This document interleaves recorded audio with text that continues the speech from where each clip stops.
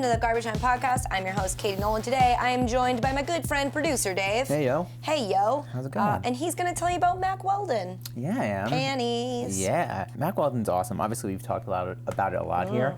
But now it's getting hot in New York City, which is good because there's finally, stuff. Huh? Yeah, right? Weather talk. Yeah, right out of the gate. weather pod. Which is good because all their stuff is really thin and moisture wicking, including their boxers, but also they have really light t-shirts that are super thin because I hate like the heavy t-shirts that get all sweaty. And they have the really thin socks too. So it's just like summertime is really good for what Mack Weldon's bringing. So I'm really excited to wear their stuff and see how much I can sweat in it. Yeah, I think you can sweat a lot in it. I'm really pumped about that. I'm really not pumped about it, but so hopefully it works, and so you won't be sharing your sweat with all of us. I know, I don't want to do that, so let's see how it goes. I would like to be comfortable, and they want you guys to be comfortable, so if you don't like your first pair, you can keep it, and they'll still refund you, no questions asked. Go to MackWeldon.com and get 20% off using promo code GarbageTime at checkout. That's MackWeldon.com, promo code GarbageTime, all one word, no spaces, 20% off. Sweet. That's a good discount. That's not a cheap discount. No, that's pretty awesome. Guys, coming up in a bit, you'll hear my chat with this week's guest, the White Mamba. I'm just calling him the White Mamba. Yeah, they have to figure it out. If you don't know who that is, then that's your fault. No, it's Brian Scalabrine. We're going to talk a lot about like NBA Finals stuff. It's a very basketball-heavy convo, which was awesome. Like, it was cool to hear his thoughts on. Sometimes I have a hard time articulating what it is about athletes that fascinates me. But I think he got me. I think he did too. I talked to him a lot about, like, you know, he was beloved in his career. Yeah. You know, he was sort of like a folk hero, if you will. And that is interesting to me, this how we, you know, praise certain players, and then when we, you know, the whole narrative around LeBron, and then how that changes and we turn on people, and like what happened with Delhi during the finals last year, or during, I guess, even just the whole postseason of like people loved him and they hated him. Like, there's just so much about that that's fascinating to me, and he offered a lot of insight into like how much athletes are aware of that, and like awesome. So it was good. So anyway, since we talk a lot about, it's really sporty conversation. Probably one of the sportier conversations we've had on this podcast. So I figured for our chat, we were going to talk finals, but we'll just leave that to Scal. We have more important sports stuff to talk about, and that's The Bachelorette. Yeah. So if you've been listening to this podcast, back in the day, during last season of The Bachelor, we used to always, at the end of the pod, chat a little about The Bachelor because Dave was had a Bachelor draft where they would, each person in the draft, snake draft, would pick two women, contestants, and it was like a to see who would last. What are those called? Yeah, so, well, like an elimination thing. It was to determine the draft order for my fantasy football league. Right. And the idea was we each had two women, and you know, when the first person who lost both their women, they got the last pick. Yeah. So it was important to get like one woman who was like a sure thing, and then you also wanted like a good prospect. For sure. Yeah. So anyway, that's why we used to talk about it a little, but it was always an interesting conversation because I never watched the show. Yeah. So I didn't offer much except, you know, insight from 30,000 feet, where I like was not paying attention to the actual show. Then we did a thing for Garbage Time for the show on The Bachelorette, where I looked at the scouting reports of all the male contestants and kind of, I guess, like handicapped them. I picked my favorites. Yeah. I picked apart some of the more ridiculous ones. And then so I saw that it was on TV one day that I happened to be sitting in front of my TV, and I'm like, I guess I'll just watch it. So I've been kind of watching. Now, the disclaimer here is that it's a 2-hour television program. Yes. Which it's a lot. Is a lot. I don't have that much, like, 2 hours of sitting watching the same thing unless it's a game. Like an actual, like, and even then I'll switch back and forth to The Bachelorette. But like, I didn't watch the whole thing. So I watched the second hour, which I feel should be sufficient. Yeah. It's like watching the fourth quarter of a game. It's like you know you get what you need out of that last hour. Watching the second half of a game. Yeah. I mean, just to make things even worse for you, this upcoming week, 4 hours, 2 episodes of back-to-back nights. Why? Because they just think you haven't gotten enough So they just do that randomly? There's no like, rhyme or next reason? week, 4 hours Because of sometimes JoJo. they're 3 hours. Yeah, Like, there's no, is there a there's- rhyme and reason to this, or it's just like you're getting 4 hours of the fucking Bachelor next week? Yeah, I'm sure ABC's like, yeah, we got nothing good to put on, so you know what? Let's just keep rolling it out. Well, so I've noticed since, we did the Bachelor thing last podcast, and there's been a couple shows that do Bachelor stuff. The Bachelorette, everyone's talking about it. Yeah. Like, to the point where it was on fucking SportsCenter. Come on, Now, guys. disclaimer, I love Mina Kimes more than most people. Like, I love that girl so much. She's smart, she's funny, she's just, I love her. Yeah. So I like that she got to be on SportsCenter and talk about The Bachelorette. But, like, when you're a producer at SportsCenter, what in your brain is like, you know what? We're going to cover WWE, sorry, Dave, not a sport, scripted television, and The Bachelorette. A sport, of course, but Obviously. kind of scripted television. Like, what's happening to SportsCenter? You guys, you just own what you do, and, like, let us do the other stuff. I agree. What are you doing The Bachelorette Yeah, for? let us live on this island. I know. with They're cucumbers. like, funny content's in. Oh, we'll do man on the street bits. Right. Dude, get off my corner. Agreed. Like, leave us something, because you don't see me going, I'll do highlights. No, you guys do I'm this. not gonna We're do gonna highlights. delve Guys, deep into top 10 Bachelorette. is great. Do your thing. Stop doing the Bachelorette. Mina, come do the Bachelorette with us. For real. So But you, anyway, so we're one of a million people who are going to be talking about The Whatever. Bachelorette Yeah, this but week. we've been doing it, so- Apparently, I have a hot take, which, again, having watched the second hour, felt like not a hot take. Okay, I want to get into that in a second. I first want to just let you know who I took in my draft. Oh, that's what this is all about. No, Yes, it's not all about absolutely. that, but, like, 'cause so you I- did just a flat-out Yeah. Bachelorette draft this time. Right, This so isn't thi- to determine anything. No, this is for funsies. for funsies. Yeah. And we did it in reverse order of where we finished in the Bachelor draft. So I came in second. I had JoJo. This is so fucking. Your friends are complicated. Yeah. You have a complicated friend I group. do. Since I had JoJo and came in second, I had the second to last pick in the first round, but it snaked up. Oh yeah. So with my first pick, I took this guy Robbie. He's a former competitive swimmer. Like, I think JoJo's pretty shallow, and I was just kind of looking at who. Shallow, and he's a swimmer, so he likes pools. So I think that I think looks are gonna play the biggest role here with her, and I'm like, that guy looks like he's probably the next best looking guy left. He didn't seem that They're interesting. all attractive. That's the thing. Like, Yeah. give me a fat bachelor. Give me Yeah. a chubby bachelor. He would crush. Chubby, funny guy would crush. I love it. That's true. Yeah, because it's like, oh wow, you are so different than all these other And guys also, who look exactly a lot the same. of those other guys look like male model hot, Yeah. which I don't find very hot in real life. Right. Like, yeah, you've got a very, Christian has a very chiseled face, but I'm like, that's so jarring to me. Like, I need you to have a thing about you that's like, oh, that's sweet. Yeah. He's just like a fucking model. Yeah. So I took Robbie, and then on the way back, I took Derek, Which who, I take issue with. right, because that is, if you remember from the TV piece that Katie did, Derek was Cucumber Island guy. So Derek, in these Q&As, which listen, I know it's you're not going to learn anything groundbreaking about people by how many tattoos do you have? Where are they located? They ask them these basic questions. But one of the questions asked of the Bachelorette contestants was, if you were stranded on a desert island, which I take issue with. I thought it was deserted island. It meant there's no one else there. Yeah. I don't care what the climate is. But anyway, stranded on a desert island, what 3 things would you need to have with you, and what under no circumstances would you want there to be on that island? Something like that. Yep. And this guy, Derek, Yeah. your pick, Yeah. says, something like, I think I'd be all right as long as there's no cucumbers anywhere on that island. You can pick 3 things, and you said, as long as there's no cucumbers, I'm good. He needs nothing but a lack of cucumbers, which, first of all, why would the island be covered? Is that what he said, as long as the island's not covered in cucumbers? Yeah, he said, yeah, exactly. As long as the island's not covered. Why would an island be covered in cucumbers? Why would your brain go there? Also, I don't know what climate cucumbers thrive in. But if it's a tropical one and you're on this island and there's do they grow on trees? Are they in the ground? I don't know. Are they in plants? Yeah. All I know is like, who gives a fuck? You can go about your life. It's not like a cucumber is gonna attack you in your sleep. It's not a spider. If the island was crawling with spiders, oh, I get it. Fear of spiders. I would hate that shit too.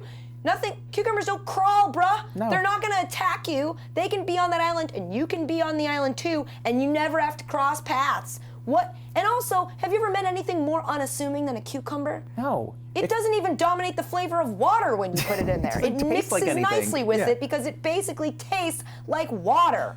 Do you like pickles, Derek? Everybody likes pickles. So that was my take on Derek. Now, that being said, I saw him on the show, and he got a one-on-one date this week, but that was in the first hour, and I don't know if I've mentioned this yet, that I only watched the second hour of the show. I did mention that. I saw him in the second half and was like, oh, he's cute. Derek is if somebody said, hey, picture a guy, it's Derek. You're picturing Derek. He checks the boxes. Nothing's wrong with him. He's cute enough. He's got like the same hair, beard kind of thing that you and every man in the world has going on. Yeah. He's fine. I don't know anything about his personality. I don't know how the date went. Yeah. Oh, it was bad? He was lame. She like kept saying that it went well, but you could tell he was super lame. And what did they do for their date? it was like a choose your own adventure thing, but it was lame. So it was like air or sea, and then they chose air. So then guess what? They took a plane ride. Wait. And then they were in San Francisco, and then it's like Golden Gate Bridge or Lombard Street. And they're like, Golden Gate Bridge for sure. Because there's cucumbers on Lombard Street. It was pretty lame. And then you could just tell he was like just like not that cool of a dude. And then when they got to dinner, there was like a really awkward conversation about like, so we had a really great day today. Remember we went to the Golden Gate Bridge? Like, and it was like super lame. And then he asks her, she's doing something cool. She asks him, she's doing something cool. She's asking every guy, tell me about your last relationship. Which is like props to her for like having a thing that she wants to know about and feels like she can gather information. Over under amount of guys she asks that question to that cry. Okay, I'm gonna set that at a high like 7.5 and take the over because exact thing happened here. No. He had to fight back tears when talking about his last relationship because it turns out he was cheated on. But I'm like, dude, this is such a bad look for you because he's like, well. It looks like he's still in love with her. He's like, exactly. He's like, it was really tough, and there was someone else in the picture with her. He didn't say cheating for some reason. I don't know. Because he's a pussy. Right. Yeah. And I'm like, dude, stop crying over your ex-girlfriend. You're on The Bachelorette. Yeah. So that was when I'm like, this guy is not long for this earth. Not long for this earth. Yeah. He's gonna die a slow cucumbery death. Yeah. So she was like, it went great, and she gave him the rose at the end, and I'm like, yeah, I give him a few more episodes before he's out. So since the show just changes from an hour to 2 hours to 4 hours to 3 hours all willy-nilly, I don't know that it has a format that you recognize, does it? Is there like 2 solo dates and then 3 group dates? Like, how does that work? You're right, it messes. It just goes however. Changes. So when I turned it on for the second hour, there was a group date to ESPN. Of course. Which maybe that's why they talked about it on Sports Nation. But like, that's not what that's made for. Put that on Sports Nation. Like they did. They went to the set of Sports Nation. And Marcellus and Max were there. No Michelle, though, because JoJo was playing the role of woman on this show. You can't have more than one woman on a sports show. Obviously. Beetle would have crushed that. I'm devastated. When I saw Sports Nation, I was like, yeah! And then I'm like, okay, no Beetle. So what the fuck? That doesn't count. And they did this corny-ass date. So stupid. Group date, whatever it is. Yeah. And that, like, I get it. That's TV, right? So you've got to produce a segment, so it has to have a concept. And they did this thing where the guys had to, like, do a dizzy bat and then run up to JoJo and get on one knee and propose. And, like, give what your proposal would be. Yes. And all these grown-ass fucking men are doing a dizzy bat, falling all over the place, getting on one knee and being like, JoJo, you are the most beautiful woman I've ever seen. From the moment I met you, I knew. And I'm watching it drunk, thinking, if I just met you, a week, 2 weeks ago, and you got on your knee and looked at me and said, like, I knew I wanted to marry you for the... And it's the part about The Bachelor and The Bachelorette that has always been weird to me, and I've said this to you, that these people are all competing to marry someone that you don't know if you're gonna have chemistry with. Nope. But you have, like, that's the goal, is to marry this person that, like, who says that you're a good fit? It's always been the thing that, like, makes it hard for me to like suspend disbelief when I'm watching this show. Like, I get it. You've got to like, if I were to propose, but I'm obviously not being serious, but these guys are like on their knees, like begging this girl. And then Chad comes up. Now, Chad, let me give you some background information. He was also in our segment, but I think I just made fun of him for the fact that he was wearing like a low-cut, like pastel purple V-neck, and he had like the scruff with the hair and the jawline, and his career was luxury real estate broker. And I'm like, oh, I know Chad. I know this person. He's a douche. He'll make it to the final round. Now, back to where we're in this, remember Dizzy Bat proposing situation, and Chad's got like one of those little interviews they do, like the confessionals, I call them, because it's like real world, but it's not. And like right before he's about to do it in the confessional they showed, he's like, well, this is weird. Why would I propose to her? She's great, and I think she's pretty, and I like her a lot, but like, we just met, and like watching these men, he's like, it's weird. I've never seen a group of grown men act like such children. It's very strange to watch them like fawn over this girl that like we all just met, and they all want to be friends with each other. How often do they test the fire alarm in this building? A lot. Welcome to our studio, everyone, where the fire alarm gets tested. Every week we do a podcast. I'm just going to keep blowing through it. Yeah. People ignore it. Just ignore the guy talking. He likes to talk to you. The sound of his own voice, and don't I know what that feels like. So he's basically saying, like, I've never, like, all these men want to be like friends and bros, and then they're like, the juxtaposition of a big group of dudes that are all being friendly with each other, and that they all want to propose to the same person, is like, in and of itself, are two weird things that should never exist. And Chad's the only one who was like, I don't want to be friends with any of you guys. That's not why I'm here. But also, I've only been here for 2 weeks. I'm not going to propose to JoJo right now. And like, Marcellus and Max, you could tell, were like, I kind of respect what he's saying, because this is really actually weird. And once he said that, and you watched all the other guys do their thing, you were embarrassed for them. Yep. You were like, oh my God, you guys look so dumb. Chad was absolutely right. Why would you propose to a girl you just met? So that happens, and I feel very confident. I was watching on DVR, so I was like way behind everybody else. That happens, and I feel very confident that like, because I know how they produce the show, and I know they're making Chad look like the evil, douchey bad guy who won't play along with anything. But I'm like, no, in real life, that's a realistic take. Yeah. That is how I would hope that that would be attractive to me if I were JoJo. Of like, yeah, this shit is really stupid, but I know we gotta play the game. So I tweet out, and I very rarely tweet something that I think is gonna make people like think it's controversial, and I'm like, I'm all in on Chad right now. And the responses I got were like, no, Katie, I liked you. Like, what? Yeah.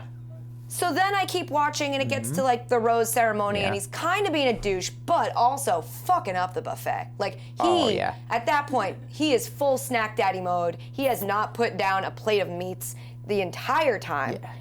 He does this thing where JoJo's coming in to the ceremony or whatever, to the little cocktail party before the ceremony. I don't know what the fuck we call it. No, you're nailing it. And he's sitting outside on the stoop because JoJo's gonna come in the front door. Smart. Which I would do too, and any of the guys in that group could do. And he does that. She comes in, they talk for a minute, I think he maybe kisses her, and then they go inside, and all the dudes circle up and are like, I'm gonna say something to him. So Alex, the Marine, very handsome, kind of short, but he's a Marine, so you can't critique him because he's a good person. Of course.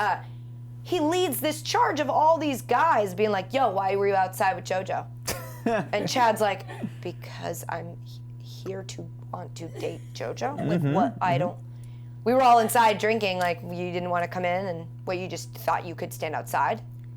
Yes, it's the outdoors. Anyone can stand out there that wants to. The only thing I could think of that would explain why they acted that way and reacted that way is that a producer pulled Chad aside and was like, we're gonna put you outside. Yeah, you nailed it, and that's what you get, like how it's produced. Like they must be like, we're putting you. Tension. And I think Alex was trying to get Chad to have to admit, but knowing Chad couldn't admit and Alex couldn't say, I think he was trying to say, why you? Like, why'd they pick you to go outside?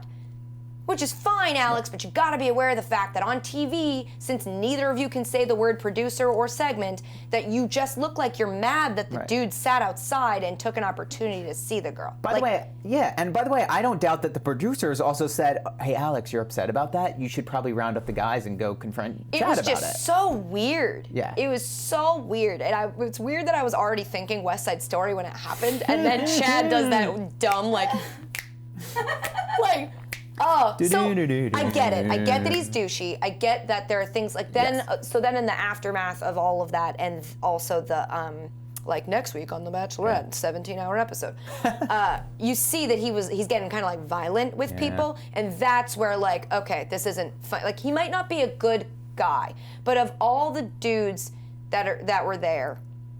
If you like, I get it. If you're looking at it under the guise of like, you've watched a lot of Bachelors or Bachelorettes, and you understand that that's the concept of the show, and you have to pick the best person in that concept of the show. I get it.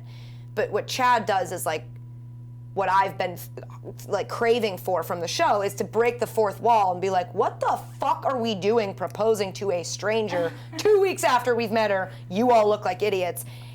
And I don't want to be friends with any of you and share drinks with you. There's free food. I'm going to eat the food, and then I'm going to talk to the girl, because that's why we're here. And I like that.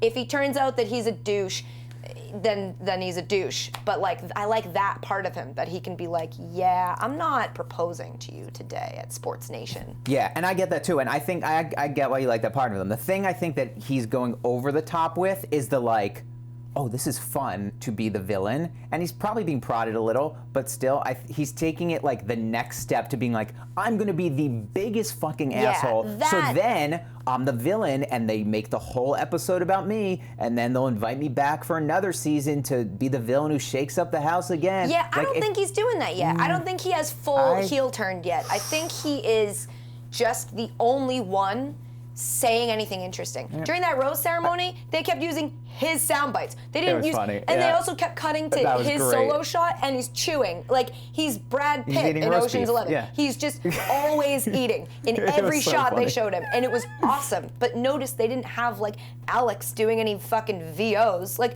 because he didn't offer anything. Yeah. All those dudes blended together to the same, essentially white dude. Because there aren't enough black dudes that are black enough that it made it they just all blur to me to one like white-ish dude. That's really funny. And then there's Chad. It's funny because Chad also made a really bad like analogy of all the guys being blended up into a protein shake earlier. Yes. So it's like, sorry, did we say that was a bad analogy? Yeah. Or so you guys are on the analogy? same page. It's just the things they critique him for, like they are too. They're bros too. Like whatever. You're all bros. You're all in a reality show. Like these all need to be understood, and then do things more on top of it. So I want to be clear that my support of Chad is the fact that, first of all, I don't think I've ever taken to a person named Chad in my life. Yeah, this is a big turn in for general, you. fuck Chads. Yeah. And I did not think that I don't think his personality necessarily is great or that he's funny or whatever. I just like that he's realistic enough to take a step back and go, are you guys fucking kidding me? And the fact that they get so mad about that is what's so weird to me. Yeah, I think full heel turn's coming next week. We're gonna be like, okay, this guy's just an asshole. Then I'll gladly retract my take. I'll stand by what I said now, but I'll also say that like, if the dude's a douche, if he starts just beating guys up to beat them up, like whatever. But a dude got drunk, had his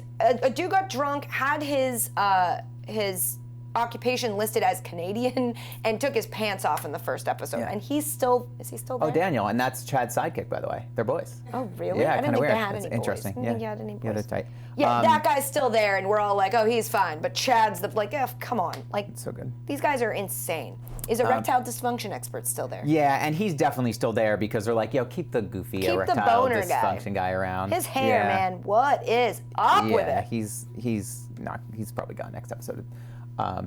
The most offensive thing, worse than Chad in this episode, was that they had a firefighting competition that the firefighter was a part of, and guess who won? The firefighter, Grant. I missed it. But like that, I'm like really Bachelor. All right, like we're gonna have a firefighting competition with a firefighter in it, and then be like, oh, who's gonna win? The firefighter. Yeah, there's no win there, because if he wins, it's obvious. If he doesn't win, then he gets fired. Right, it was, yeah, literally, yeah. There's no Anyway, yeah, so that was what I literally. found most offensive. I could literally talk about this for 3 hours. I just sort of know, let this you know is, that. I'm interested. For sure. This week I'll try to watch, since last week I watched 1 of 2 hours, this week I will watch the 2 of 4, Okay, I guess. that's It's gonna just respect like that. You can do it. I so believe in you. much. I know, it's a lot. It's like a mini series at that point. Yeah, it's like Roots. Yeah. Well, there's some similarities. I was gonna say it's like Band of Brothers. Okay, that's a better one. That seems safer. Oh, man. Before we move on, let's talk about SeatGeek really quickly. Yeah. SeatGeek, I've mentioned it to you guys before. Hopefully you're using it by now. I've seen a lot of you are. You're tweeting at me about it. It's great. It's a great app. It pulls together all of the tickets from other websites into one place, so you don't have to look at 8. You don't have to have 8 tabs open on your computer at the same time, because that's bad for your computer. So one tab, one app. SeatGeek. They're honest and upfront about the price, unlike StubHub. They always show you exactly what you're going to pay. They're not adding on a bunch of fees at checkout, which is really annoying when other sites do that. They've got the detailed map so you can see exactly what it's going to look like from where you're sitting for whatever event you're going to see, which is really neat. And also, like I've told you before, they rank them by best value. So I always like to feel like I'm not wasting my money. I like to spend a little bit more money on better tickets, but sometimes you spend a little bit more money and you're like, wow, these weren't better tickets. That won't happen on SeatGeek because they rank them based on value, not based on price. And I really like that. And if that's not enough for you guys, my listeners get a $20 rebate off your first SeatGeek purchase. So to get your rebate, download the free SeatGeek app, go to the settings tab and click add promo code, enter promo code Katie, and SeatGeek will send you $20 after you've made your first ticket purchase. So download the free SeatGeek app and enter promo code KATIE today. Speaking of today, earlier today, I chatted with Brian Scalabrine. We talked about his nicknames, so many of them. Yeah. He gave me a nickname, Ooh. which was lovely. Yes, that was the nickname. Lovely. He talked about what it was like coaching Steph Curry, how he thinks the finals are going to go. Again, lots of basketball talk. Yeah, man. And your girl, not a Yeah. huge basketball fan, held my own. Killed it. Yeah, well, he's great. And Yeah. hopefully, I think I got him to say that he's going to do our show, but I'm not going to hold him to that. But maybe I'll hold him to that. sure. We'll see. Take a listen. All right, Brian, first thing I want to ask you, you have more nicknames than anyone I've ever, encountered in my life. Which one do you like the best? Well, so, okay, I have my favorite, but I want to know your favorite. Who should say their favorite first? Mine, I will. Okay. The White Mamba is one of the great nicknames in all sports. Yeah, Not it's just true. for me. And it's good, such an alter ego to Kobe. It's a perfect nickname. Yeah, do you ever worry that someone else is going to come along and they're going to, reuse that nickname? I would feel honored if someone did. Really? Well, they have to live up to the hype. That's not easy to do. To the hype of the White Mamba, and it's really difficult to be in that position, to fill the shoes of the White Mamba. Just like there'll never be another Black Mamba. They might use that term, but it'll never be the same. So no, I challenge all suburban white kids to try to be the next White Mamba. It's a good challenge to rise to. I personally liked Ginger Ninja was one of my favorites, and then Vanilla Godzilla. Yeah, that's all too. Also fantastic. My daughter, she likes the Gingerbread Man. That's her favorite. Oh, That's a that's solid one good. as well. That's a good one. Veal What about you? Scalabrini was a good one too. The veal. No, I didn't love that one. What about you? You have Well, nicknames? no, I have no nicknames. Zero? No. You have one. No. People call me Nolan. That's it. Yeah. There's nothing exciting about me. What are they gonna call the lady Katie? There's no cool Yeah. nickname for me. Do you have an alter ego? You have I have Kobe, the alter ego of Oh me. yeah, do I have a nemesis or Yeah. I'd say old white dudes. Who write for newspapers. We're kind of like my My fan nemesis. base. Yeah. They love me. Those middle-aged men, they tell me they love me. It's sort of awkward. It's I told them, it's the I went complete out and was opposite for "Listen, me. romance has got to stop. I mean, they're out of control right now. You can't love me. They act like I scored 20 a game. To them, you represented the ability to do something we didn't know we could do. Exactly. I'm telling you. Is it like that for so you're a woman in sports? Do people feel hey, I love you so much? Is that that No, uncomfortable? nobody ever tells me they love me. It's Scal. bad. It's Yeah. bad. It is really bad. That sounds really awful. So at the Garden, I do the pregame show, and that's at Ace Ticket, which is across the street. Then I got to walk over and watch the game, right? So that walk right before a Celtic game, it's very treacherous for me, and there's a lot of so treacherous. It is. You don't mean like no one's mad at you. You're Scal. No. Like we love you. Treacherous because of the romances. Oh. And try navigating through 10,000 middle-aged men that love you. It's hard. Well, so I live in New York City, so that's just my commute to work. Just trying to smush through a bunch of dudes that are all trying to sleep with you. That's a woman's every day. But do they yell it out loud? And sometimes. I guess it's just the looks they give you, right? It's probably worse. It's probably worse. So you basically know what it feels like to be catcalled. You can relate to women because you walk across the street and men are like, I love you! Yeah, 41 times a year I get the cat call. That's a great way of putting it. You can completely relate. By the end of this podcast, I want you to give me a nickname. So start brewing on that. Okay. Because that would be like the greatest honor to get a nickname from the greatest nicknamed basketball player. You know that I'm a man who can't multitask, right? You know that. Yeah. Well, so you're asking me to do this and think about something else? Yep. Have you spent a lot of time around males? Like we can only do one thing at a time, so that's a big challenge. I know a lot of like these middle-aged men think I average 20 points a game, but you should understand that I am still a male who can only do one thing at a time. I have faith in you. I think you can do it. Now that you're in the media, you multitask. You know what that's like. Can I just throw one out there? Yeah. Always rolling Nolan. Always rolling Nolan. I like that. I do. Every time you do something with someone on air, you got to peek their Twitter, and you have your hands in a lot of different things. So always rolling Nolan. I like that. You peeped my Twitter. Yeah, I mean you have to. You have to kind of understand what you're getting into. Mm-hmm. What was your takeaway? What are you getting into? A very vast knowledge of different sports. I thought we were going to talk about. I know a lot about basketball, and I know that this is a little bit weird, right? Tom Brady, footballs, air, and Supreme Court. How does that even work exactly? You're not here to tell me that you want to talk about Deflategate because we can. It's like in the media. How do we even get to this point? I know. We're talking about football, Supreme Court, airs, and football. I just don't. It doesn't make any sense. But I'm sure you have to address that. Yeah, the hardest thing for me is that, when we talk about football stuff or any sport, really, you sort of talk about it. I talk about it as a fan, obviously. And I've been watching sports for forever, and you sort of learn that stuff. It comes naturally. But like Second Circuit Court of the United States, I don't know that.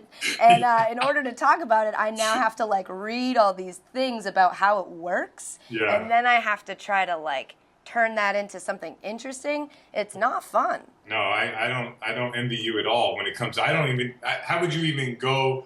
I mean, can't you just kind of completely throw the NFL under the bus because of yeah. it? Yeah. Okay. Oh, I do that. Right? I do that quite often. Yeah, that would seem like the way to go on this, right? Like, yeah. Why am I even talking about Exactly. It's like a very good cop-out to be like, you know what? I don't even think we should waste our time. Meanwhile, It's like, I just don't want to learn what exactly Ruth Bader Ginsburg has to do with Tom Brady's life right now because if they don't add up for me. Exactly. So all right, you're a basketball guy. You thought we were going to talk basketball, so let's do it. Obviously, the finals start tonight. Who do you have winning the finals this year?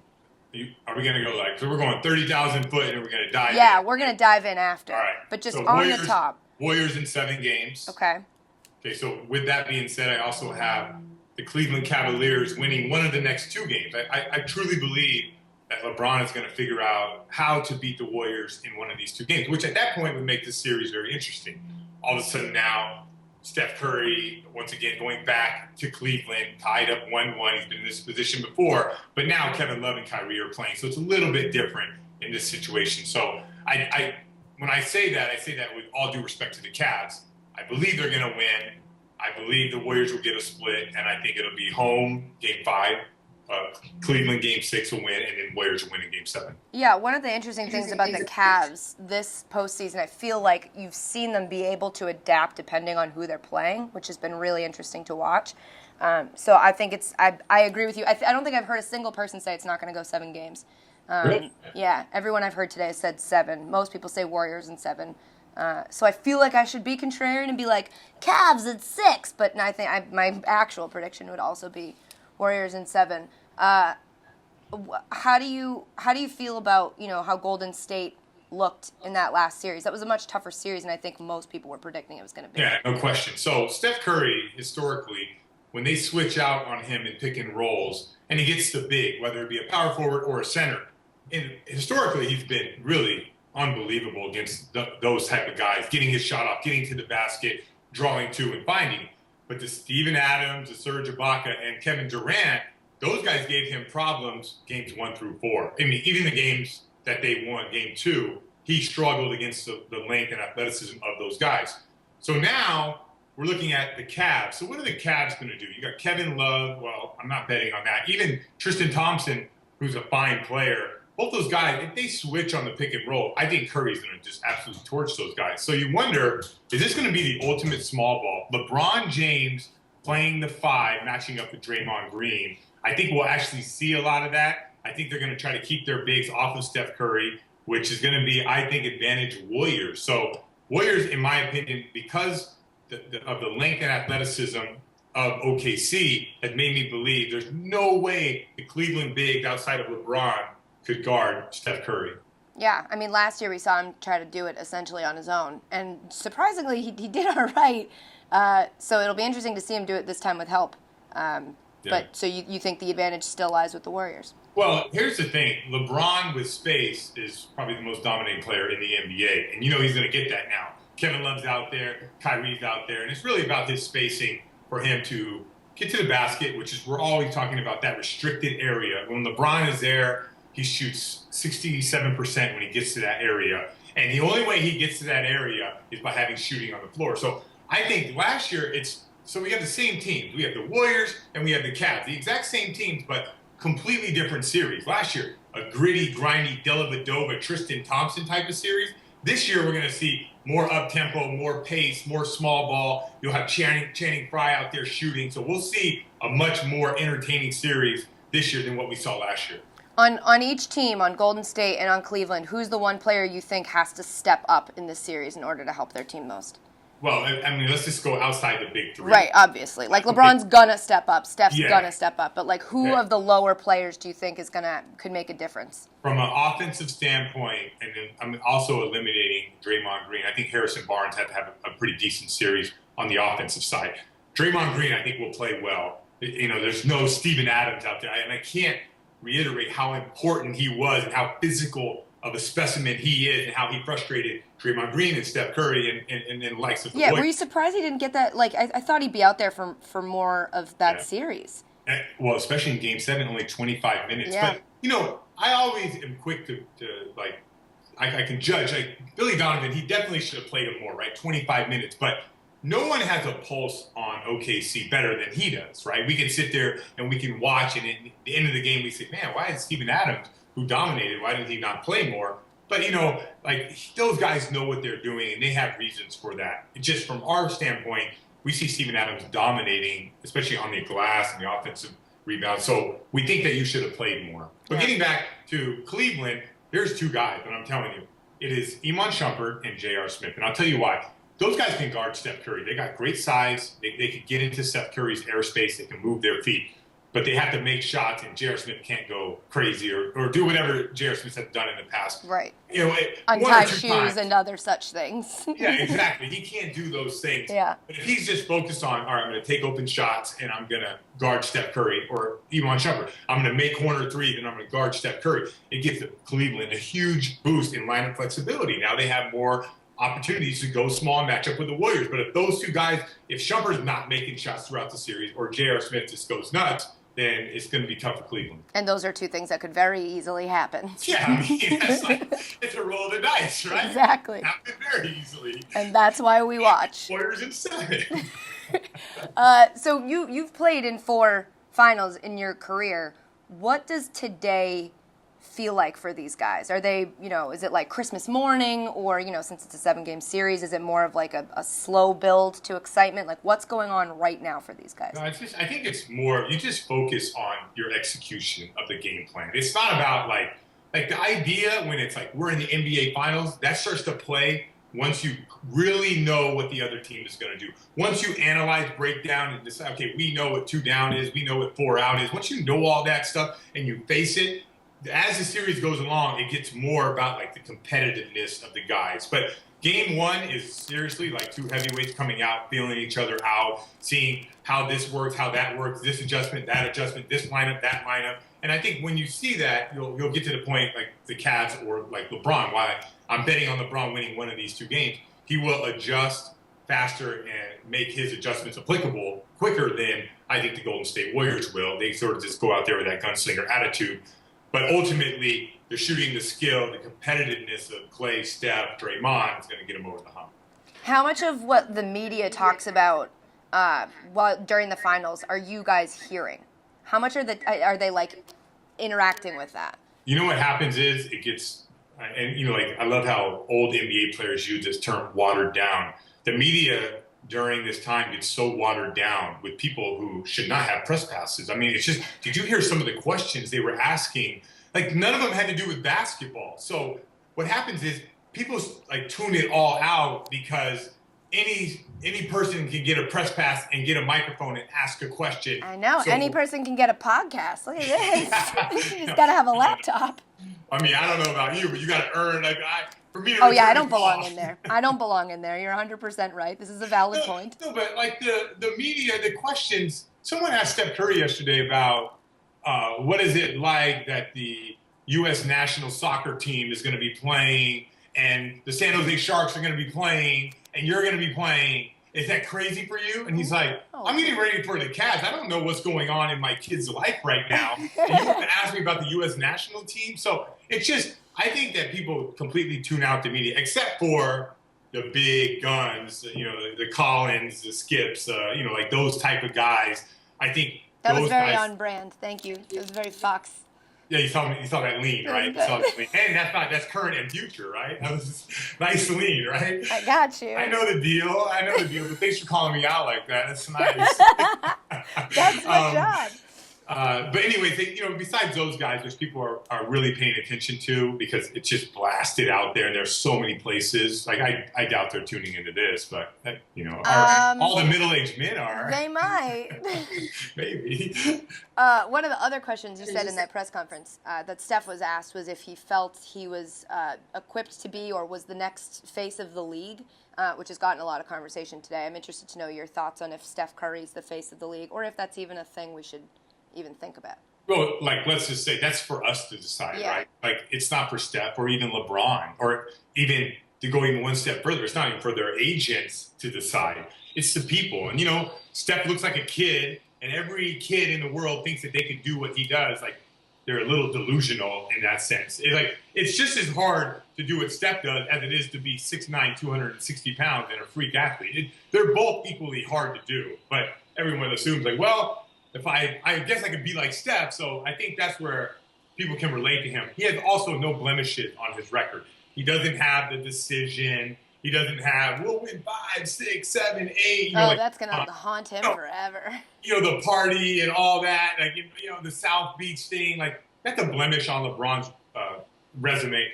Whether you agree or disagree, there's just like this general sense out there, which I completely disagree with. I think LeBron has the right to do whatever he wants to do, but Steph doesn't have any of that. And I think it's a lot of the reasons why Russell Westbrook could snicker at a question about his defense or, you know, LeBron can throw shade at him when he becomes the MVP is because he is a media darling. Like, Steph is the guy that everyone loves. And some media members think that because Steph can dribble with 2 basketballs that he invented the game of basketball, which, you know, like, you can go in any town out there and find 11-year-old kid doing 2-ball dribbling drills, but the media is like, wow, this guy can dribble with 2 balls at the same time. It's unbelievable. He's the greatest player ever. So I think players are a little hesitant to sort of say, like, Steph Curry deserves the credit he gets. Yeah, I was going to say, so do you think he gets as much respect in the league as he does in the media, or is that more of like, we love him and the league is not? Well, I mean, this is like anything, right? Like, think about, I don't know how it works. I'll just go from my point of view, and you can either agree or disagree or whatever. That sounds lovely. The hot chick in school, the hottest chick in school, and everyone's like, so the girls right below the hot chick are like, man, she's not that hot. You know what I mean? It's like, there's like, you can kind of hate on it, but every guy is like, oh man, that girl's hot, so every media member thinks Steph is the best thing ever. So what do the people right below Steph do? They just sit there and they analyze, well, he doesn't play defense. He's not guarding the best player. But look at his team around him. If he didn't have those guys, where would he be? Well, what if LeBron was on the Warriors? Then what would the Warriors be? So it's easy to pick on the best player.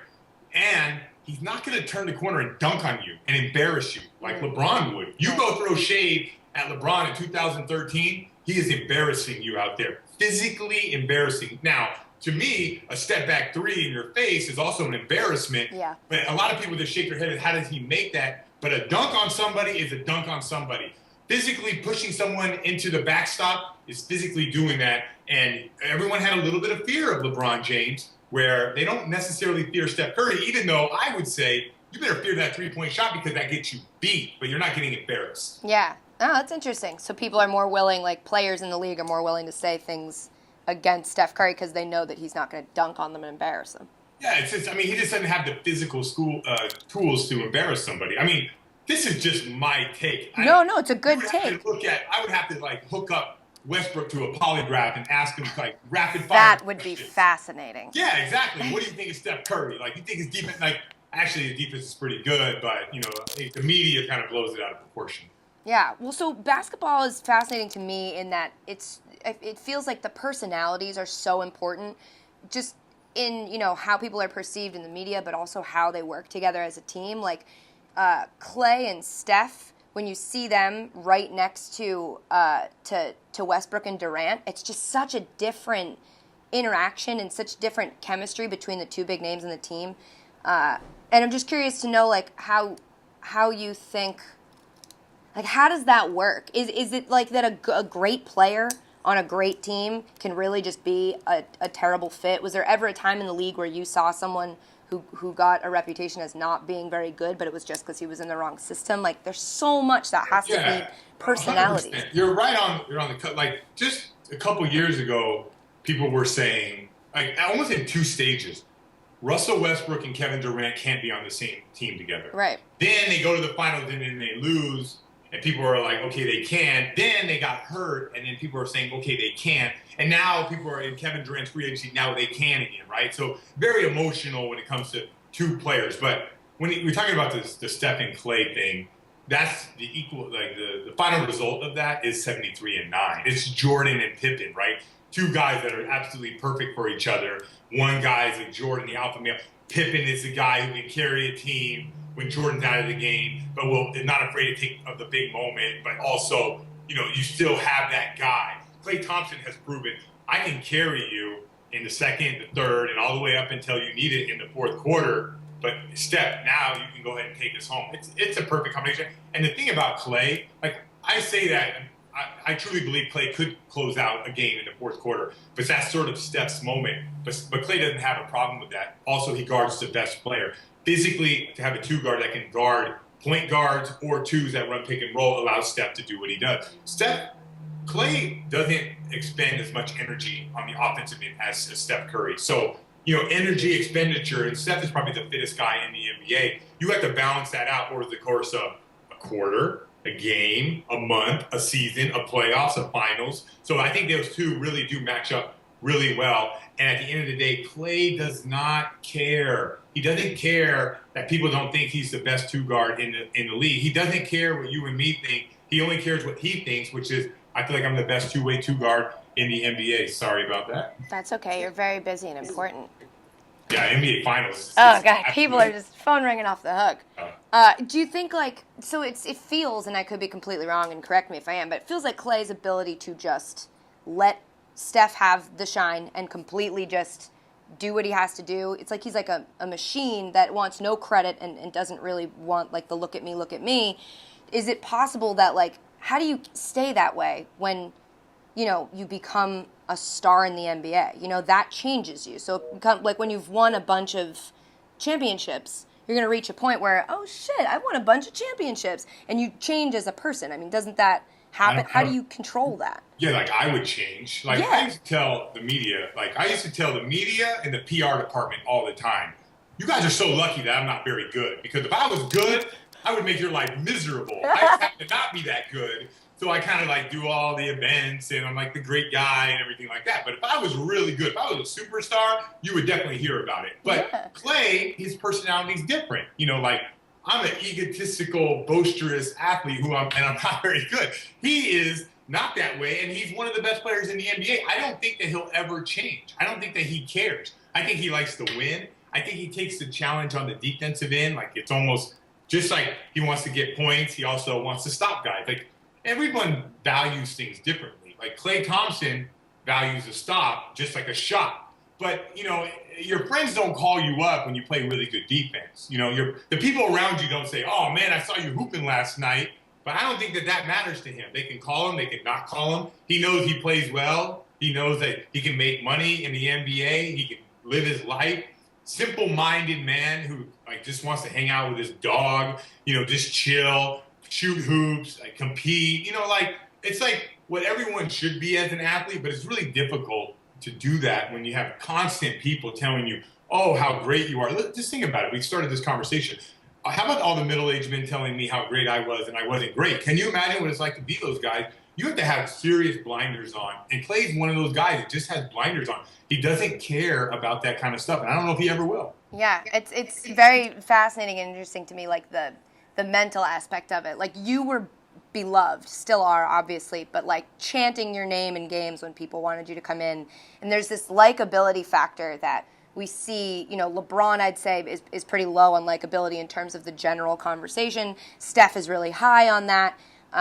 But, like, those things go up and down, and it's so weird. Do you feel that when you're in the league? Do you feel like, oh, if I do this, it's going to really hurt my likability, whereas if I do this, people will like me more? Or is it just sort of like a lucky thing that you stayed likable throughout your entire career? Don't you feel like, besides saying likable, not likable, right? Don't you have to just be authentic, right? Yeah. Like Steph Curry, you, and even me, right? Which I've just told you that I would be more boisterous if I was good, but I'm just like, I am who I am. And as long as you do that, and it's like, you can't be who you are, be a bad person. You know, like, if you are who you are, you're a good person, people are going to like you. I think Steph Curry, we ever think that he's not faking it. Like, at some time, we can all say, LeBron James has faked it sometimes along the way. You know, like, was he the villain in Miami? Then the following year, then they're the good guy in Miami. Now he's the guy going back to leader, right? He's always trying to, like, decide what his personality is as opposed to just being who he is.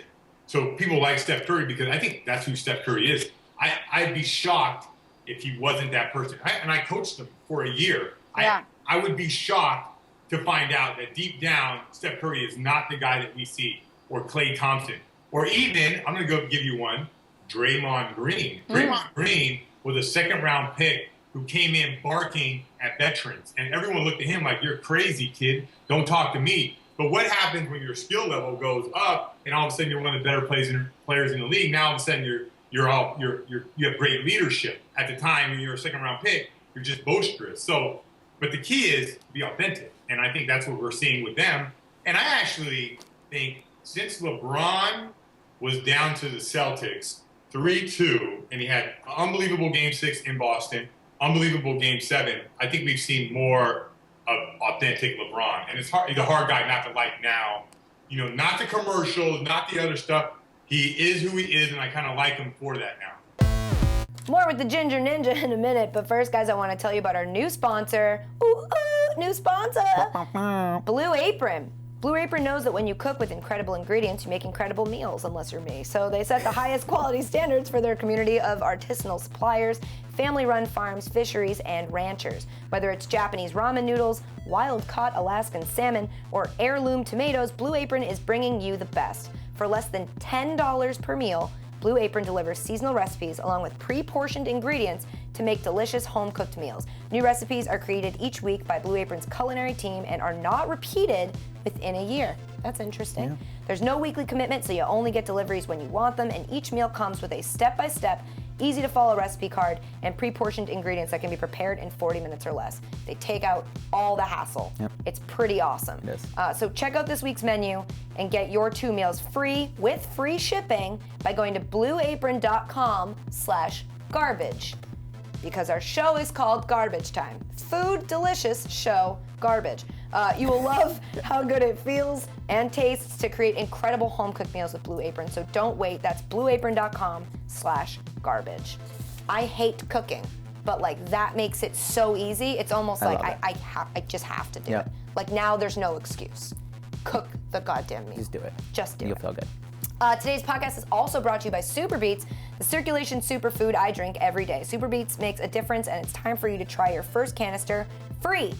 Super Beets is loaded with vegetable dietary nitrates that boost nitric oxide levels in your body. This equals an increase in energy and stamina without stimulants. Dietary nitrates are incredible for supporting healthy blood pressure too. Plus, Super Beets now comes in black cherry flavor, so if taste was holding you back before, now's the time to try it. Get a bonus 30-day supply free with your first order, plus you get the book Beat the Odds free and free shipping too. It's guaranteed or your money back. Call 800-951-9013. That's 800-951-9013. Or you can go to beatsbykatie.com.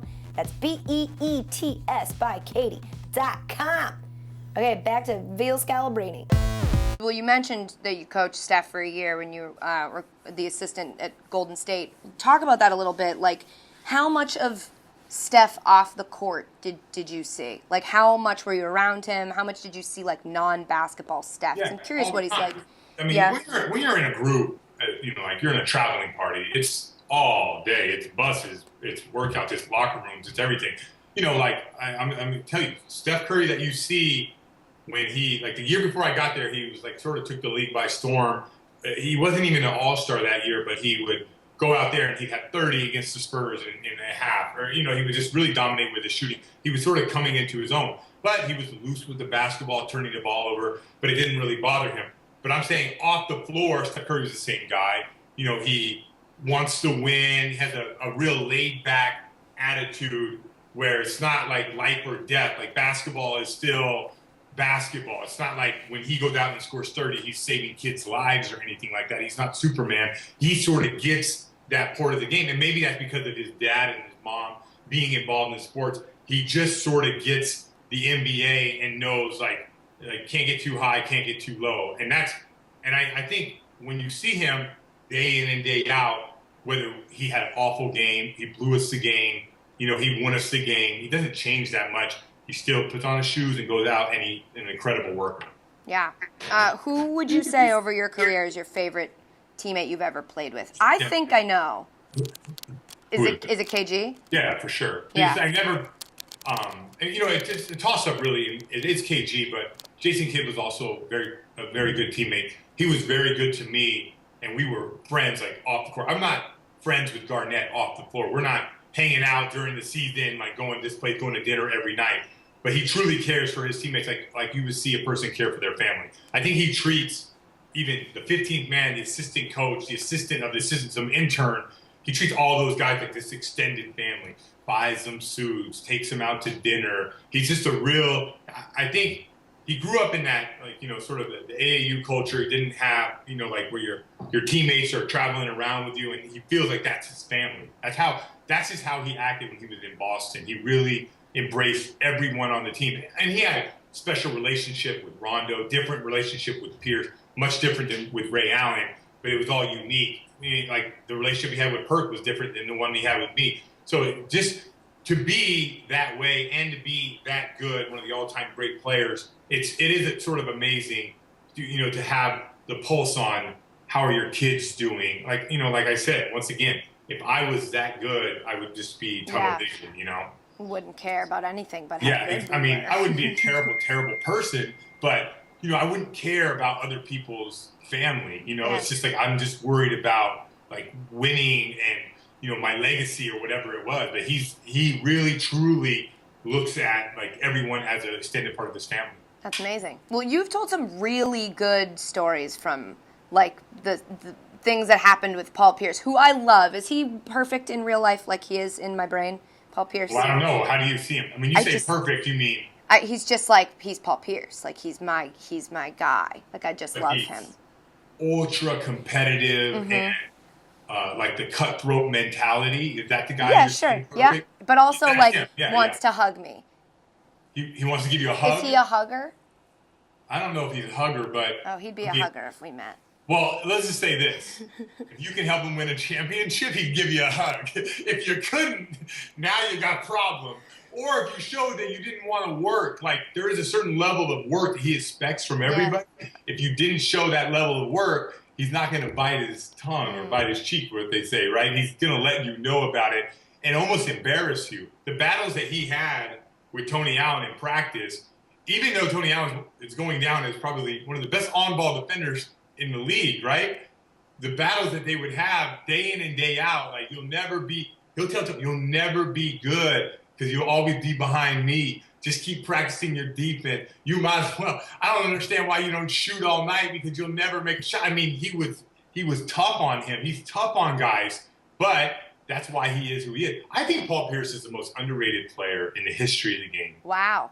I mean, I can't think of any other players that have so much overall skill, like they can change their game from being an ISO mid-post player to being a three-point shooter to, being like a stretch four. He can play point guard if Rondo got suspended or something like that, or he was hurt. He has so much like versatility, and he doesn't get the credit that he deserves. We don't win a championship without him. He's Finals MVP. He goes toe-to-toe with LeBron and Kobe in the same year. Why did he not? I get it. We didn't win that many championships. We won one. We should have won 2 or 3 or 4 or 5 or 6, right? But he just doesn't get the credit that he truly deserves. That's fair. Who's more competitive, Paul Pierce or Rondo? Because I've heard Rondo is like in anything he plays. I mean, we had him. I did a show with him one time. We played cornhole, like bags, and he took it so seriously. So that's how Rondo is. Like Rondo is the most competitive player I've ever been around on things like Connect Four. Yeah. But he's not that competitive on a Tuesday night versus Bino Udrich, But if it was that's a triple-double waiting to happen, So I don't know. Like, he wants to smash you in cornhole, but he doesn't care about being Bino Udrich, Yeah. So and once again, I'm not trying to throw shade at Bino. Bino is good, but it's just like Rondo has this incredible ability to go to another level, but maybe it's just. Listen, I don't know what it's like to be like that. Maybe it's hard to bring it every night. I don't know.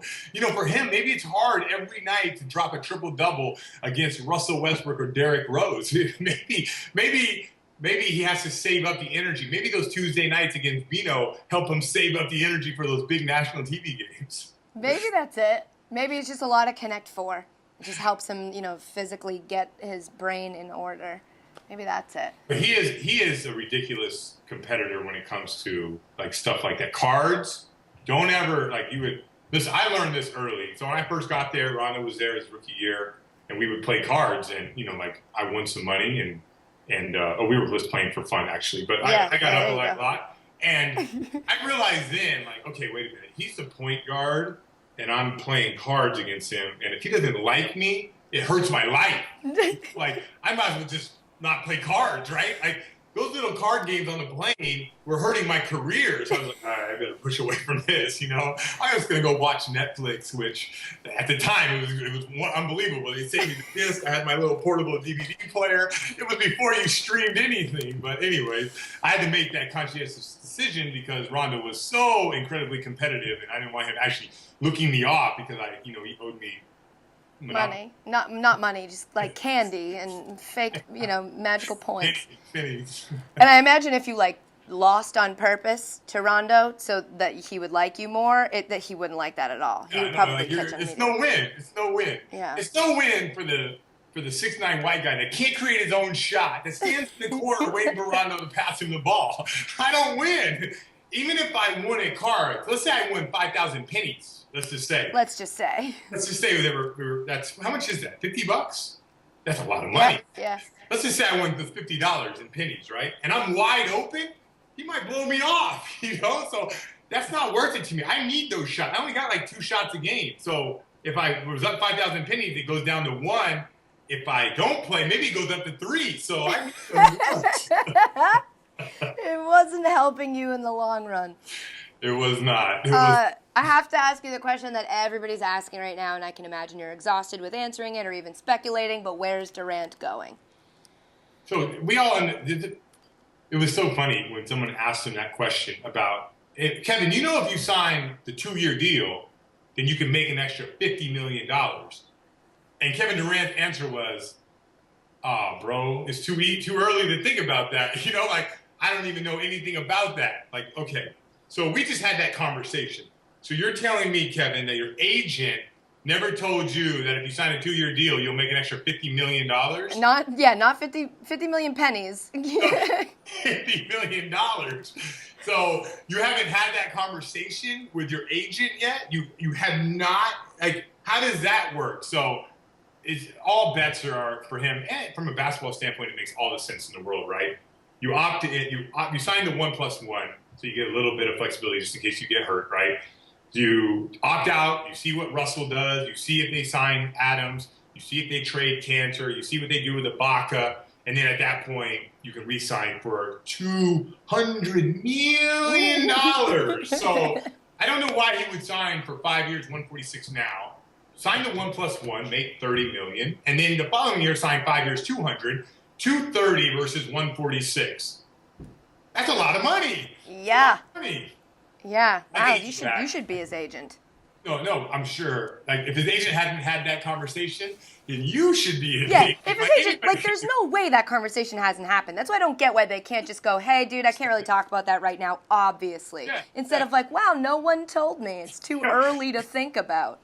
Like, it's too early, bro. It's too early to be talking about contracts. Yeah, it's too early to talk hundreds of millions of dollars. I don't have time to do that right now. But I will say this. All the pitches that are going to go on this summer, they're not only pitches for this year, they're pitches for the following year. They're pitches just in case Russell Westbrook wants to start his own clothing line and moves to LA, then that pitch it's on the table. So I think there'll be a lot of teams that sit down with him. Teams that really don't even make sense. For instance, the Lakers, they might get a sit down with him, even though it doesn't make sense this season. Guys like Boston, Miami, all these people that are saving money for Kevin Durant for cap space should also save money for Kevin Durant the following year. Yeah, it's going to be an interesting offseason. I feel like there's going to be a lot of emojis sent on Twitter in regards to who's going where. It should be a good one. Scal, we wrap up every podcast with a quick 10 questions called the Garbage 10. Are you ready for the most intense 10 questions? It's very easy. Once again, I'm also shocked that like the White Mamba, Brian Scalabrine, has not been on Garbage Time. Yeah, well, me too. So I'm a little offended, and I was very happy to do this podcast, but like, get the fuck out here and do our show. Like, can you do that? Yeah, I think there's like phone calls have to happen for that to happen. Well, I'll have Kevin Durant's agent call your agent, call my agent. No, it's too early for that, bro. All right, are you ready? Let's do this. Number one, what was your first AOL screen name? I didn't have one. Come on. Oh, my first email, REDD24, Red. That's what they called me when I was in high school, which is another nickname that no one really knows about. So you've just had nicknames your whole life. Yeah, I'm a redheaded dude. I mean, that's what happens, I also like Howdy Doody and all that. I mean, it's just been going on and on.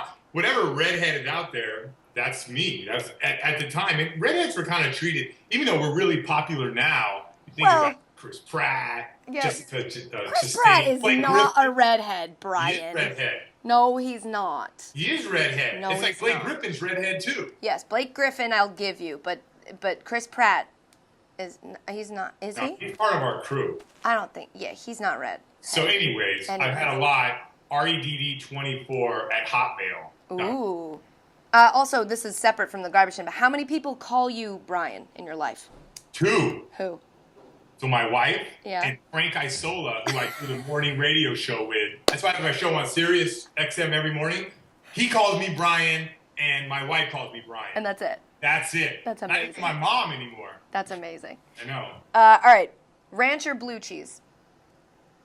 Depending on what? For what? Oh, dressing? Yeah, Only for dressing? wings. For wings. Well, I was thinking, no, I'll go blue cheese. What was the first concert you ever went to? Oh my God, it's embarrassing. Yeah, I know. What is it? It's Atlantis Morissette at the Gorge. What? I know. It's so embarrassing. We got free tickets. I'm not a music guy. I do love Zach Brown, and I go every year now. Mm-hmm. But like, my friends were like, hey, we got these tickets. You want to go? And I'm like, sure, I've never been to the Gorge in Seattle. It's embarrassing. How old were you? like my sophomore year summer. So I don't know how, 16? Oh my God. Yeah. What's your favorite Alanis Morissette song? I got one hand in my pocket. Good answer. She's smoking a cigarette or something like Yep, that. something like that. It's embarrassing. It's Yes. embarrassing. Best concert I've ever been to, Zach Brown Fenway or Aerosmith at Fenway. Ooh. You must have been there. No, but I wish I was. That's It was amazing. phenomenal. Yeah.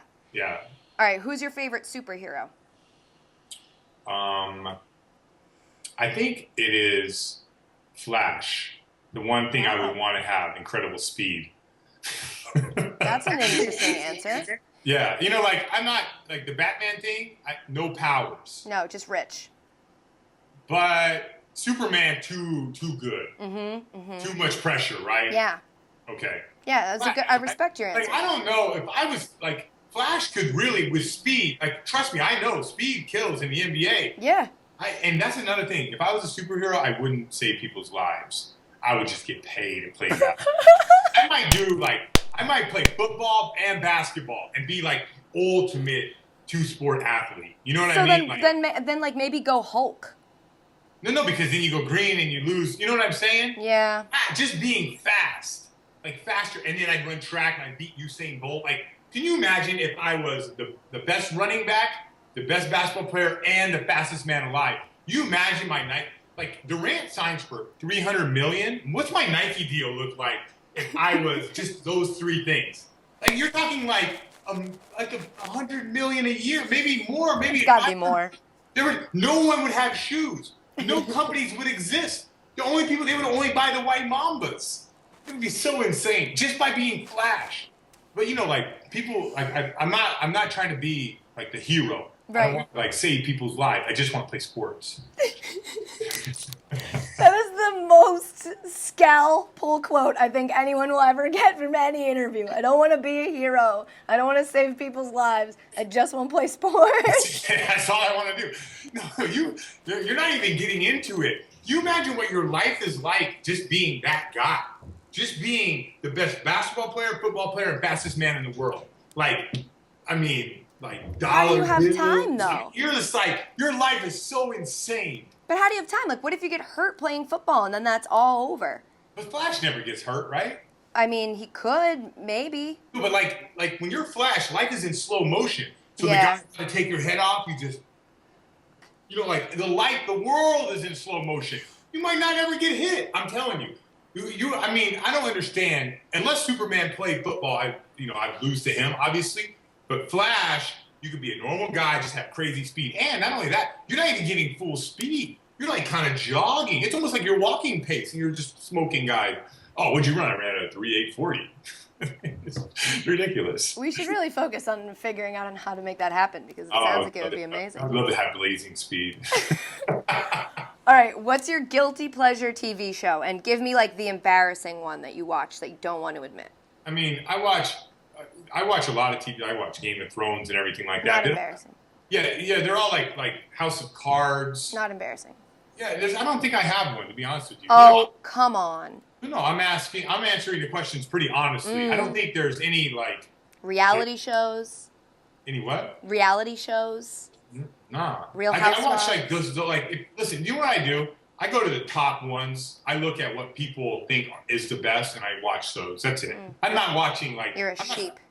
I'm not like getting into a show. Oh, I don't like this series. No, I'm only going with the best. The Breaking Bad, the Game of Thrones. Like the House of Cards. If it's not like rated off the chart by binge watchers everywhere, I'm not watching it. When you pick where you're going to dinner, how many Yelp reviews do you look at before you pick a restaurant?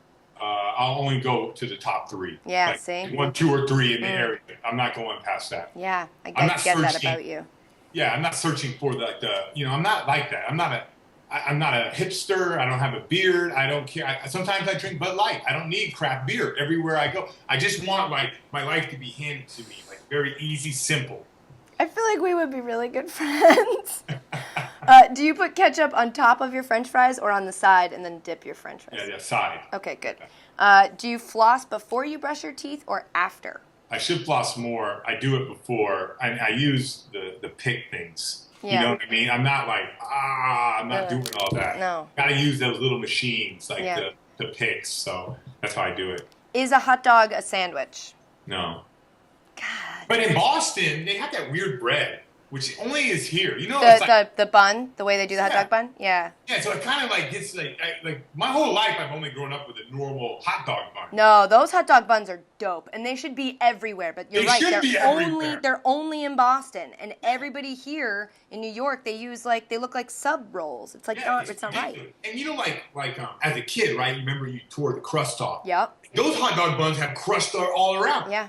With these, there's so little crust. I don't understand why the rest of the world. And then you can butter them and grill them better. It's just everything about them is better. It's crazy how much better that is, and how the rest of the world. You know, normally in life nowadays, everyone's getting better stuff. Oh, this is better, that's better. That has not caught on. I don't understand why. We should start making sure that catches on, because I want to eat those buns here. That's a good pull quote for me. Yeah, I want to eat those buns. I like those buns too. Yeah. What was the last movie you went to see in the movie theater? Ooh, recently I saw Batman versus Superman. It's awful. Awful. How do you mess that up? I know. I mean, I used to try. I know. Warner Brothers is banking everything on this one movie, and that's the result? I know. Come on. Give me, I don't know, they lost it. I know. It was also a ridiculous premise. Cool, though. I think she was the best part of the deal. Yeah, I agree with that. All right, last one. You're about to be put to death. What is your final meal? I need an entree, a dessert, and a beverage. So the dessert is going to be a massive cheesecake, because I don't eat cheesecake because it's crazy what it has inside of it. Yeah.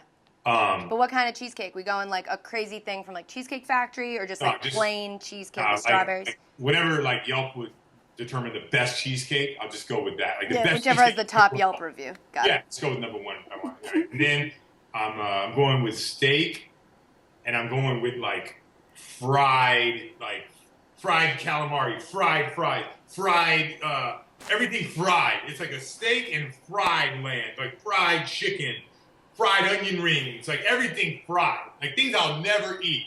Hopefully fried pickles. Yeah, if it's fried, I want it but perfectly fried, the perfect fried, not too crispy, right? And then hopefully I get in a food coma and I die before I get put. It just, and that would be perfect. Going out on your own terms. You don't get to kill me. I'm killing myself. Yeah. How much fried food could I eat in one day to die? That would be it. And then a big old giant ribeye steak, and I'll eat all the gristle. Yeah. What are you drinking? Oh, Jägermeister, something really heavy and strong. If I'm going to death, going to death, I'm going hard. Yeah, I'm trying to kill myself. Yes, but you're also supposed to enjoy your last meal, and Jägermeister to wash down all that fried food sounds horrendous. It sounds like college to me. No, but it's an enjoyment in I have never enjoyed any of this food before. Yeah, I'm gonna do it now. The enjoyment of being able to do it because you're gonna die. You know, it's not about the taste. All right. It's not saying F calories. F how I'm gonna look. Bags under my eyes when I got to do this show. I had to wake up at 5 o'clock in the morning because they told me I was going to be on Skype, but I had to work out so I didn't look So I mean, F all that. I'm going with baggy eyes to the chair where I can barely open them. Just bloated as all get out. You know what I'm talking about? No soul cycle needed. This is a very good answer, and you are a crazy person, and I love it. Scal, thank you for doing this. This was really fun. Please come out here and do our show sometime. Thanks again to Vanilla Godzilla. I love that guy. He's a blast. And I genuinely, everyone, Warriors in 7. I haven't heard anybody say anything other than Warriors in 7. I'm going to say 6. Hot take. 6. Whoa. I'm fanning you. Oh, my God. I don't know. We'll see. The Cavs could do it, man. LeBron almost did it alone last year. Now he's got people. Yeah, I don't believe it. I don't know. I think he gets frustrated and becomes angry bad teammate LeBron, and he could. We'll see. I will agree with Scal in the sense that J.R. Smith could make or break the entire thing. If he's good J.R. Smith, then they will do well. If he's bad J.R. Smith, you're fucked. Right. That's such a little thing. It's like when you go back in time and you step on a butterfly. And you change history forever. Yeah. It's such a little thing, and it alters the course of history. That's J.R. Smith to me. Anyway, it's time for junk mail. J.R. Smith is a little butterfly. That's how everyone thinks of him. Yep. Today's junk mail question comes from Landon at LandonC99. Landon asks, if there was a fight between every cereal mascot, Whoa. who would win? Whoa.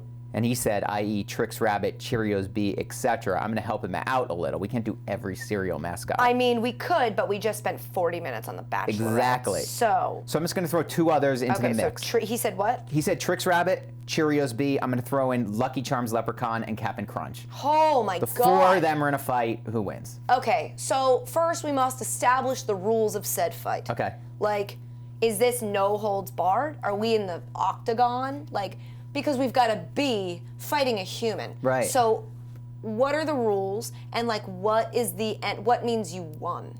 Yeah, all right, let's put them in an octagon. That sounds like a good place to put them. So they're in an octagon. We'll call it the beehive. They're in the beehive. And I think it's just like whoever beats the other mascot to like unconsciousness or taps them out. So we'll call it the cereal bowl, obviously. Boom. Okay. The Cheerios bee is out immediately. He's a bee. He's gonna start stinging like crazy. He's a bee. His only strength here is his stinger and his annoyance. He's just bzzz, he's just always in your face. Yeah. So he could distract you, but if we're talking about a human, a leprechaun, and a large anthropomorphic cartoon rabbit, the bee is just, he's out of his league. He's too small. Right. There's no way he wins unless he's a killer bee. Even like you said, even if he's a killer bee, it's like you could try to sting one of these people. Maybe you take one of them out. Yeah, but you like, could kill one and then he gets swatted and he's dead. Right. So he's like, I'm ruling him out. Yep. So we've got the rabbit, the leprechaun, and Cap'n Crunch. Yeah. All right. The rabbit couldn't even outsmart children. It's true. He's silly. He would take their food stuff, their foodstuffs, and they would catch him every time in a span of about 15 seconds. Those ads weren't very long. And so, like, Not the brightest rabbit. his eyes are not on the prize. No. He can't hold on to it for a second. Like, he's outsmarted very easily by small-brained humans like a leprechaun, right? Ooh. So the rabbit's out, the bee's out. So I'm thinking like ding, ding, ding, ding. Cap'n Crunch swats the bee. It's dead. The rabbit tries to get all like, you know. He's hopping around. Yeah, he's hopping around. He's like like Silva. He's kind of like taunting. Yeah. And then someone's like, boom, you're out. Like because he just tries to do this elaborate plan, and then the leprechaun takes him out. So now we've got the leprechaun and Cap'n Crunch left. Wow. Ashley's yawning like this isn't the most intricate, really interesting thing she's heard in her life. I think this is obvious, but I want to see where you go. Okay. Well, see, I don't want to. Low center of gravity is like a undervalued trait. So like, the leprechaun can get him at the knees. But I picture Cap'n Crunch is stout too. He is stout. He's a fat man. Yeah. That's the thing. He's not in good physical shape. Yeah. What was the leprechaun's bit? Like, what was his? I think that I don't remember for sure, other than I feel like he was really focused in on finding the pot of gold. Which doesn't or maybe make I'm just like really generalizing on leprechauns. They're magically delicious. Right. He held the thing and all the little. Yeah. But I don't think he did. I don't think he had any hijinks. Did he have any hijinks? I don't think so. I don't think so either. Yeah. So we're just talking about a fat dude who mans a ship of crunchy cereal. Yeah. And maybe portly is a good word for him. That's better. Yeah. And a small, spry leprechaun. Yeah. Who's known historically for his wit. Aren't leprechauns like witty? They outsmart you? Yeah, exactly. Yeah. So, I mean, hot take. I'm going to say the leprechaun walks out victorious. Wow. You know, you can't look at. Have you heard of David and Goliath?